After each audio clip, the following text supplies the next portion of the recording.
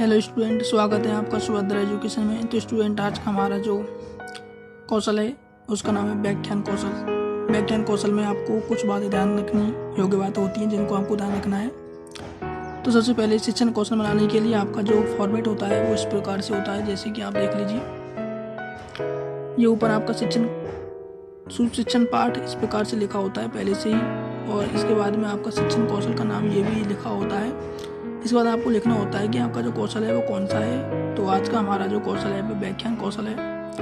इसके बाद में आपको यहाँ पर दिनांक डालनी होती है कि आपकी जो दिनांक है वो आपने किस दिनांक को अपना कौशल तैयार किया है। जैसे कि मैं आज की दिनांक यहाँ पर लिख देता हूँ। तो आज जो दिनांक है वह कौन सी है, जैसा कि आपको पता है कि आज जो दिनांक है वह 10 तारीख आज 10/09 और 23। इसके बाद हम कक्षा कौन सी कक्षा का, यानी कि हम आज का हमारा जो टॉपिक है वह प्रकाश है, लाइट, और यह केमिस्ट्री का टॉपिक है। तो जो कक्षा है वो कक्षा हम कक्षा ले सकते हैं। आपको 6ठी 7वीं 8वीं क्लास ले सकते हैं। इसमें विषय के रूप में आपकी जो केमिस्ट्री है वो है कालांश आपका कोई भी हो सकता है, दूसरा तीसरा जो भी है। इसके बाद में वर्ग जो है आपका ए या बी हो सकता है, आप कोई भी ले सकते हैं। और टॉपिक तो आप जानते हैं कि प्रकाश लाइट है। अवधि के रूप में आपको वह अवधि लेनी है कि आपका जो कालांश है वो कितने मिनट का है, यानी कि 30 से 35 मिनट आपको यहाँ पर लेना है। ठीक है स्टूडेंट, इसके बाद में यदि हम आगे बढ़ते हैं तो आपको व्याख्यान कौशल में क्या होता है कि इसके जो क्वेश्चन होते हैं वो प्रस्तावना प्रश्न की तरह ही होते हैं, लेकिन उसमें जो तरीका होता है वो अलग होता है। प्रस्तावना प्रश्न में क्या होता है कि आपको उत्तर से प्रश्न बनाना होता है, लेकिन व्याख्यान कौशल में ऐसा कुछ भी नहीं होता है। यह प्रस्तावना प्रश्न से सरल कौशल होता है। आपको सिंपल रूप में यहाँ पर क्वेश्चन करने होते हैं। जैसे कि मैं पहला क्वेश्चन लेता हूँ कि अंधेरे कमरे में वस्तुओं को देखने के लिए क्या करते हैं। तो आप जानते हैं कि मोमबत्ती जलाएंगे आप अंधेरे कमरे में उजाला करने के लिए।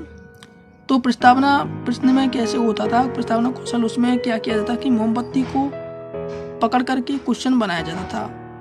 यदि हम अगला क्वेश्चन, लेकिन व्याख्यान कौशल में ऐसा नहीं होता है, आपको सिंपल रूप में ही क्वेश्चन बनाने होते हैं। दूसरा क्वेश्चन है प्रकाश का सबसे अच्छा स्रोत। आप जानते हैं कि प्रकाश का सबसे अच्छा स्रोत क्या है, सूर्य ही है। इसके बाद में दीप्त वस्तु का उदाहरण। दीप्त वस्तुएं क्या होती हैं, दीप्त वस्तु का उदाहरण मोमबत्ती, दीपक। इसके बाद में सूर्य, यानी कि ऐसी वस्तुएं जो कि प्रकाश का उत्सर्जन करती है क्या होती हैं, दीप्त वस्तु कहलाती हैं। जैसे अगला क्वेश्चन हमारा यही है कि दीप्त वस्तु किसे कहते हैं। तो ऐसी वस्तुएं जो प्रकाश का उत्सर्जन करती हैं क्या कहलाती हैं, दीप्त वस्तु कहलाती हैं। इसके बाद में अदीप्त वस्तुएं, यानी नहीं, और दीप्त यानी दीप्त, यानी ऐसी वस्तुएं जो प्रकाश का उत्सर्जन नहीं करें क्या कहलाएंगी, अदीप्त वस्तुएं कहलाती हैं। तो आपको ये समझना है। इसके बाद में आपको कौशल के घटकों को लिखना है। आपको जो सभी कौशल है उनके सभी जो घटक हैं वो अलग अलग हैं। आपको सभी घटकों को कमांड एक ही साथ में नहीं लिखना है, आपको इन घटकों के बारे में ही अच्छी प्रकार से समझना है। सभी घटकों को अलग अलग प्रकार से लिखना है। आपको सभी घटकों के बारे में आपको पूर्ण रूप से जानकारी होनी चाहिए। देखिए, कौशल के जो घटक हैं, पहला घटक है कथनों की स्पष्टता, यानी कथन स्पष्ट होना चाहिए पूर्ण रूप से। इसके बाद में दूसरा है निष्कर्षात्मक कथन, निष्कर्ष युक्त होना चाहिए।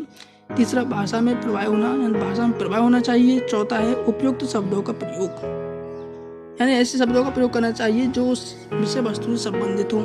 इसके बाद कथनों में तारतम्यता होनी चाहिए। विचारों को जोड़ने वाले शब्दों का प्रयोग भी होना चाहिए। ये हमारे 6 घटक हैं। तो आपको व्याख्यान कौशल में आपको इन्हीं घटकों को लिखना है गाइज। इसके बाद में यहाँ पर हस्ताक्षर पर्यवेक्षक का ये होता है। तो आपको यहाँ पर आपके जो शिक्षक होते हैं वो यहाँ पर आपको हस्ताक्षर करते हैं। आपको यहाँ इसी ऑप्शन को आपको नहीं छेड़ना है। तो स्टूडेंट, आपको हमारी क्लास कैसी लगी प्लीज़ कमेंट करके बताएं। यदि क्लास अच्छी लगी है तो क्लास को लाइक करें, चैनल को सब्सक्राइब करें और हमारी क्लास के साथ में जुड़े रहें। तो आज के लिए इतना ही। अगली क्लास में एक बार फिर मिलेंगे, तब तक के लिए नमस्कार।